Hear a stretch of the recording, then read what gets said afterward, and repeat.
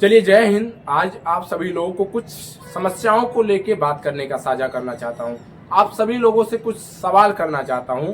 जितने भी हमारे वीडियो पे लाइक करते हैं, जितने भी लोग हमारी वीडियो को देखते हैं या जितने लोग हमारे उत्तर प्रदेश में रहते हैं, सभी लोगों से, जितने भी मध्यम परिवार से बिलोंग करते हैं, गरीब परिवार से बिलोंग करते हैं और ज़्यादा से ज़्यादा वो बेरोजगार हैं, उनसे मैं सवाल करना चाहता हूँ। क्या हमारे उत्तर प्रदेश में हर किसी को सपना देखने का मौका 24 घंटा सभी को मिलता है, लेकिन क्या सब लोग अपनी सपना साकार कर लेते हैं? तो ऐसा नहीं है। तो आइए कुछ आप सभी लोग को बताने का प्रयास करते हैं। काफ़ी लोग हमारे ऊपर कमेंट करते हैं, काफ़ी लोग पीठ पीछे बुराइयां करते हैं, बल्कि मैं इससे कोई प्रकार के अपने दिमाग में कोई भी प्रकार की बातें नहीं सोचता हूं, नहीं लाता हूं।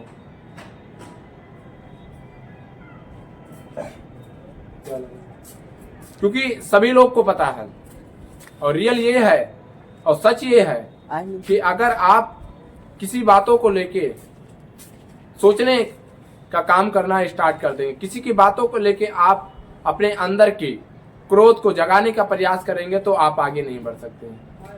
और रियल और रियलिटी दो प्रकार के होते हैं। जैसे कहते हैं कि हमारे उत्तर प्रदेश और भारत में नौकरियां 1000 है, नौकरी एक है, वो भी सिर्फ IAS। उसी प्रकार के रियल और रियलिटी अलग अलग प्रकार के कैटेगरी में आते हैं। तो आप सभी लोगों को बताने का प्रयास करते हैं कि हमारे उत्तर प्रदेश में क्यों सरकारी व्यवस्थाओं को जितने भी A to Z हैं, दलाल खोरी, घुसखोरी और बर्बाद कर दिया गया है। क्यों बिना पैसा दिए कोई काम नहीं होता है? इसका जिम्मेदार कौन? क्या इसका जिम्मेदार नेता है? क्या इसका जिम्मेदार प्रशासन है? क्या इसका जिम्मेदार मुख्यमंत्री जी हैं? क्या इसका जिम्मेदार 25 करोड़ जनता है? आप लोग बताइए। आप लोग वोट तो देते हैं, वोट हर 5 साल पे देते हैं, चाहे विधानसभा का हो, चाहे छोटी सदस्य से लेकर लोकसभा तक वोट आप लोग देते हैं, ईमानदारी पूर्वक देते हैं। लेकिन क्या रियल में आप लोग बताइए, क्या सोच के आप लोग वोट देते हैं नेताओं को? क्या सोच के आप लोग मतदान करने के लिए जाते हैं? और क्या सोच के आप लोग नेता को चुनते हैं? आप लोग लाखों लोग जो गरीब और मध्यम परिवार से बिलोंग करते हैं, जाते हैं रैलियों में, ठूस ठूस के नेताओं की जयकारा लगाते हैं, नारा लगाते हैं। और आपका बेटा, आपका भाई, आपका परिवार दवा के बिना परेशान हो जाता है, रोजगार के लिए परेशान है, शिक्षा व्यवस्थाओं से परेशान है, भ्रष्टाचार से परेशान है और गुंडा माफियों से परेशान है। कौन है इसका जिम्मेदार और क्यों नहीं इसका समाधान हो रहा है? आप लोग बताइए। क्या रियल और रियलिटी में जो आप लोग वीडियो को देखते हैं, कई प्रकार के और लाखों चैनल ऐसे हैं जो सोशल मीडिया पे आप लोग खबर जरूर देखते होंगे, लेकिन क्या हकीकत में जितनी भी खबर आप लोग देखते हैं, क्या सच्चाई और सच दिखाया जाता है? क्या कभी किसी भी प्रकार का समस्या किसी गरीब के पास में होता है तो क्या उसे समाधान करने का प्रयास आप लोग करते हैं? नहीं करते हैं। क्यों नहीं करते हैं? इसका भी वजह है। वजह यही है कि अगर किसी के घर पे परेशानी है और उस परेशानी का बांटने का काम, मदद करने का काम अगर आप लोग करेंगे, तो फिर उसका समस्या का समाधान हो जाएगा। तो हम कैसे खुशी मनाएंगे? हम कैसे बुराइयां करेंगे? हम कैसे रात को चैन की नींद लेंगे? हमारे आपके समाज के बीच में बस यही चलता है कि टांग पे टांग खींचते जाओ, टांग पे टांग खींचते जाओ। अरे हाथ पे हाथ खींचना कब तक और कब स्टार्ट करोगे? और टांग पे टांग खींचना कब तक चालू रखोगे? आज बहराइच से आया हुआ एक कारपेंटर जो पेंटिंग का काम करता है, वो अपनी 4 साल बेटे को लेके आया था ससुराल में और वहाँ पे प्रोग्राम था, पैसा भी चोरी हो गया और पैसे मांगने के चक्कर में ससुराल वाले उसको मारे पीटे और वो अपने बेटे का पैंट वहीं पे छोड़ के और रोड पे भटक रहा था और वो पैसा लगा रहा था फोन, किसी के घर पे वो काम किया था और उससे 200 रुपया मांग रहा था, वो नहीं देने के लिए तैयार था। मैं अपने कॉलेज का स्कॉलरशिप और एग्जामिनेशन फॉर्म, कॉलेज फीस और एग्जामिनेशन फॉर्म भराने के लिए साइबर कैफे पे गया था। वहीं पे वो बैठा हुआ था, उसका नाम संदीप चौहान करके था और 3 बज रहा था, उसे बहराइच जाना था और एक बच्चा था 4 साल के एज का। जब मेरे सामने वो इसी प्रकार का बात कर रहा था, मुझसे बोला कि सर आप मोबाइल दे दीजिए, मुझे अपने एक लोग के पास में कॉल करना है और हमारा पैसा चोरी हो गया है और मैं मारा पीटा गया और मैं आज रोड पे भटक रहा हूँ और मुझे घर जाना है। हालांकि कुछ पैसे उसके अकाउंट में थे, लेकिन अकाउंट का पैसा निकल नहीं रहा था।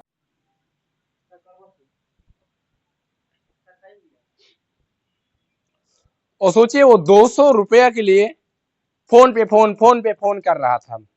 और जब मैं वहां पे मौजूद था साइबर कैफे पे, अपना एग्जामिनेशन फॉर्म और अपनी स्कॉलरशिप फॉर्म के लिए सबमिट करवाने के लिए गया हुआ था।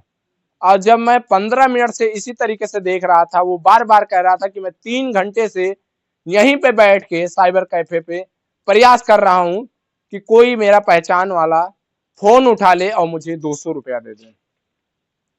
देखते देखते एक दिन ऐसा मेरे साथ भी हुआ है, तो मुझे लगा कि शायद इसके साथ भी ये घटना हो सकता है, क्योंकि 4 साल का बेटा उसके पास मौजूद था। तो मैंने पूछा कि भाई क्या बात है बताइए, तो उसने कहा कि भैया इस नंबर पे फोन कर दीजिए। मैंने फोन किया, बात भी किया, तो गांव वाले हैं, कहते हैं कि भैया मैं ऑनलाइन नहीं चला रहा हूँ, शायद मैं चौराहे पे जाऊंगा तभी कर पाऊंगा, और जाने का टाइम उसका लेट हो जाता, फिर वो रात में कैसे पहुंचता कैसे नहीं। फिर मैंने कहा ठीक है रखो, अब कोई मतलब नहीं है, एक काम करो 200 रुपया आप मुझसे ले लो और यहाँ से बस मिलेगा, आप घर जाओ, रात होने का टाइम हो रहा है और जब रात हो जाएंगे तो आप फिर बच्चे के साथ साथ आप भी परेशान हो जाएंगे। तो मैंने 200 रुपया उन्हें दिया और जब 200 रुपया उन्हें दिया तो उसने कहा कि मेरा नंबर ले लो। तो जब मैंने कॉल किया तो उसका मोबाइल का जो सिम लगा हुआ था उसमें रिचार्ज नहीं था, रिचार्ज ना होने के कारण से वो सिम बंद हो गया था। फिर मैंने कहा कि आप तो झूठ बोल रहे हैं। फिर कहा नहीं भैया रिचार्ज नहीं था। हमने कहा चलिए ठीक है। मैंने कहा एक काम करिए, आप अपने वाइफ के या घर के किसी सदस्य का नंबर दीजिए। मैं चेक कर रहा था कि देखूं ये झूठ बोलता है कि सही बोल रहा है। अपनी बीवी का भी मोबाइल लेके आया था, उसमें भी रिचार्ज नहीं था। अब आप सोचिए कि ऐसे ऐसे लोग हमारे उत्तर प्रदेश में हैं। मुझे नहीं पता कि किसके पास क्या है, किसके पास क्या है, बस मुझे इतना पता है कि मेरे पास जो भी कुछ रहता है, अगर मेरे आंखों के सामने किसी भी प्रकार का किसी के साथ में अगर समस्याएं दिखाई देता है तो मैं प्रयास करता हूं समस्या को हल करने के लिए। और एक बात मैं वादा आप सभी लोगों को दिलाता हूं, वादा करता हूं कि जब मैं ग्राउंड रिपोर्टिंग करने के लिए स्टार्ट करूंगा, मैं वादा देता हूं कि किसी भी प्रकार का कोई भी समस्या रहेगा समाधान करने का प्रयास करूंगा, चाहे किसी भी हालात में परेशानी का समाधान करना पड़े। हालांकि गरीब के घर में एक मिडिल क्लास में बिलोंग करता हूं और मिडिल क्लास से प्रयास करता हूं कि कितने लोग की तकलीफ का सामना करके उनका दुख और तकलीफ को खत्म करने का प्रयास करूं। लेकिन एक बात और है, समस्या ये है कि हमारे ग्राउंड रिपोर्टिंग से, हमारे इंटरव्यू से, हमारे कड़वे सवाल से लोग जलते बहुत हैं। अगर वो हमारे सामने बुराइयां नहीं कर पाते हैं तो पीठ पीछे करते हैं, लेकिन इससे मुझे कोई भी प्रकार की समस्या और बाधा नहीं आता। क्यों? क्योंकि हम इग्नोर करते हैं। अगर हम किसी भी प्रकार के किसी भी गिरे हुए हरकतों की बातों को लेके और सोचते रहेंगे तो फिर जीवन में कुछ नहीं कर पाएंगे।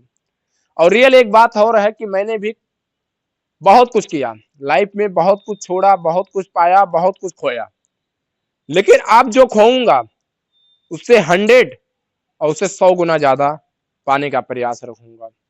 मैं वादा करता हूं आप सभी लोगों से बस 1 साल का टाइम मांगता हूं।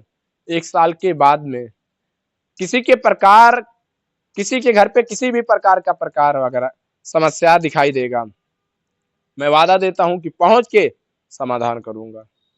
बस आप सभी लोगों से कहना चाहता हूं कि जो हमारे उत्तर प्रदेश की राजनीति, प्रशासन की किस तरीके का लापरवाही और सरकारी व्यवस्थाओं को किस तरीके का बर्बाद किया गया है, उसको मैं सुधारने का प्रयास करूंगा। बस आप सभी लोगों से कहना चाहता हूं कि अगर हमारे भी वीडियो में कुछ ऐसे स्पीच और बातें आ जाते हैं जिसको लेके लोग कहते हैं अरे ये तो भोजपुरिया और अवधी और हिंदी सब कुछ झोंकता रहता है, तो हम कहते हैं कि हम किसी भी प्रकार की किसी भी भाषा में अगर आप तक पहुंचाते हैं तो कहीं ना कहीं वो भी बहुत बड़ी बात है, क्योंकि आप तो सो रहे हो ना। अरे आवाज उठाने का प्रयास करो ना। अगर मुझे इंग्लिश नहीं आता है तो मैं सोचूं कि नहीं इंग्लिश में ही इंटरव्यू करूंगा। हमारे भारत के हर एक मीडिया पत्रकार सोचे कि मुझे इंग्लिश ही पढ़ के इंग्लिश में ही ग्राउंड रिपोर्टिंग और मुझे सवाल पूछना रहेगा, तो मुझे लगता है कि आज हर कोई अंग्रेज के रास्तों पे जा चुका था। लेकिन नहीं, हमें जिस भी भाषा में जिस भी प्रकार के और जितना भी नॉलेज है उसी हिसाब से मैं आप सभी लोगों को पहुंचाने का प्रयास करता हूं। गलत नहीं करता हूं, गलत नहीं सहता हूं और ना गलत करने देता हूं। बस रियल बात यह है और सच्चाई बात यह है कि आज अगर हम लड़ाई लड़ रहे हैं तो किसके लिए लड़ रहे हैं? अपने लिए नहीं लड़ रहे हैं, इस समाज के लिए, आपके बच्चों के लिए, आपके भविष्य के आने के लिए लड़ रहा हूं। हर कोई नेता जातवादी के नाम पे टिकट, जातवादी नाम के वोट ले लेता है, फिर जाके वो जातवादी का ही काम नहीं करता है। और हम आप लोग भी बटे हुए हैं। क्यों बटे हुए हैं? क्यों हम आप लोग नहीं सोचते हैं कि हमारे बच्चों की भविष्य, हमारा भविष्य, हमारे समाज की भविष्य, हमारे उत्तर प्रदेश का भविष्य, हमारे उत्तर प्रदेश के 25 करोड़ जनता तुल्य जाएंगे तो जाएंगे कहां? ये भी एक कहीं ना कहीं सवाले बनते हैं। नेताओं के पास में माइक लेके जाओ, कड़वे सवाल पूछो तो उनसे विरोध झेलो, और उनसे विरोध झेलने के साथ साथ में ये भी आप तैयार हो जाओ, क्या पता आपके साथ कोई घटना हो जाए। आप बड़े से बड़े अधिकारियों के पास में जाके और जो भी क्राइम और भ्रष्टाचार करके और घूस खा के बैठे हुए हैं कुर्सी पे, उनके पास में माइक लेके जाओ, कड़वे सवाल पूछो, तो या तो आपके ऊपर मुकदमा दायर हो जाएगा या तो आपको फंसाने का प्रयास किया जाएगा। बड़े से बड़े ठेकेदारों के पास में जाओ और ठेकेदारों से कड़वे सवाल पूछने का प्रयास करो, तो या तो आप मार दिया जाओगे या तो आप बैठा दिया जाओगे। हमारे उत्तर प्रदेश में दिन पे दिन क्राइम, दिन पे दिन क्राइम, दिन पे दिन बढ़ रहा है। इसका समाधान करने के लिए ना कोई नेता, ना कोई प्रशासन, ना कोई शासन, ना कोई सरकार ध्यान नहीं दे रहा। क्या किया जाए इसके लिए? कुछ लोग कहते हैं कि आप सिर्फ बड़ी बड़ी बातें करते हो और कुछ नहीं करते हो। तो मैं उन्हें कहना चाहता हूं, एक बहुत बड़ी बात बोल के मैं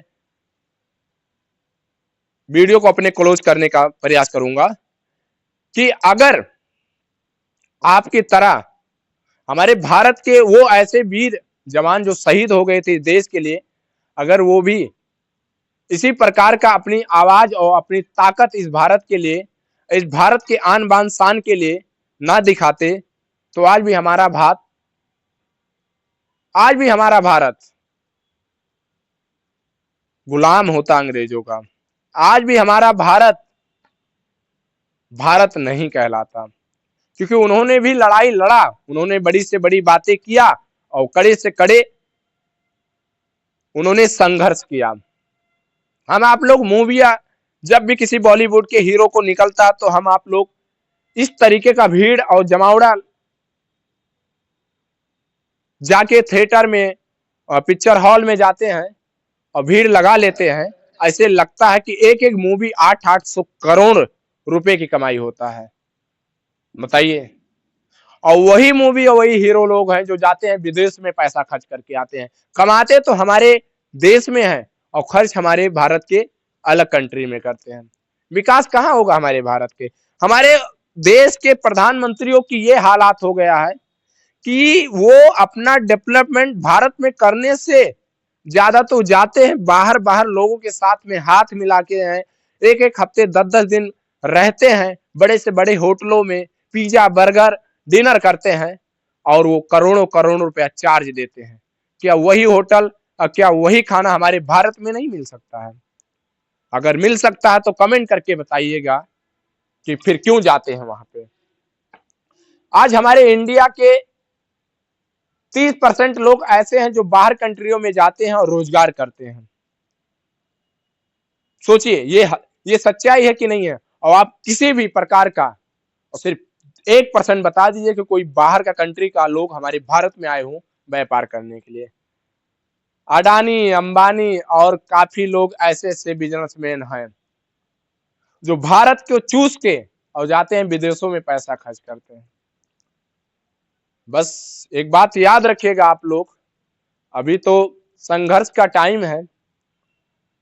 ये संघर्ष भी खत्म होगा, ये संघर्ष भी कम होगा, और कम होने के साथ साथ में ये लड़ाई जीती जाएगी, और जीतने के साथ साथ में इंसाफ मिलेगा, कार्रवाई होगा, कानून और प्रशासन की काम ईमानदारी पूर्वक होगा। बस उसके लिए हमें आपको जातवादी में बट के किसी नेता को चुनना नहीं है। गरीब हो अमीर हो, कोई अच्छा पढ़ा लिखा ईमानदार नेता हो तो उसको हमें आपको मतदान करके और विधानसभा के भवन में या लोकसभा भवन में पहुंचाने का जरूरत है। समय रहेगा कभी तो हम भी सोचेंगे कि हमारे भारत में हमारे भारतवासी ऐसे लोग थे जो ना पैसे पे वोट दिए, ना वो मीट मच्छी पे वोट दिए, ना दारू शराब पे वोट दिए, और ना चंद पैसों के लिए वोट दिए, ना फॉर्च्यूनर, BMW और बड़ी से बड़ी बंगला देख के वोट दिए। वो वोट इसलिए दिए कि हमारे लिए, हमारे समाज के लिए, हमारे बच्चे के लिए काम हो सके। बस हम आप सभी लोगों से कहना चाहते हैं, हालांकि हम जहां पे हैं ये सिटी से 500 मीटर हटके गांव लगता है, यहाँ पे लाइट की समस्याएं बहुत ज्यादा रहता है।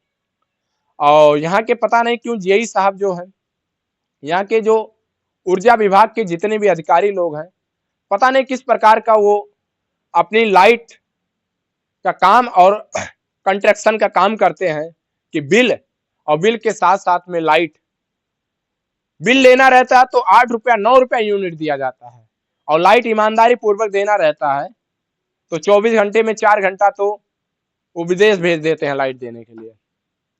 अब पता नहीं उनके घर में तो इन्वर्टर लगा हुआ है, मोटर लगा हुआ है, उनके घर में लाइट रहता है, सोलर प्लेट लगा हुआ है, लेकिन जो हमारे स्टूडेंट लोग हमारे उत्तर प्रदेश के लखनऊ में रहते हैं और जो पैसे देते हैं, किराया देते हैं, उनके पास में जब 4 घंटे की लाइट कटेगा, और उस टाइम लाइट कटता है जिस टाइम लोगों को अपना भविष्य और भविष्य के साथ साथ में अपनी किताबी के ज्ञान लेना रहता है।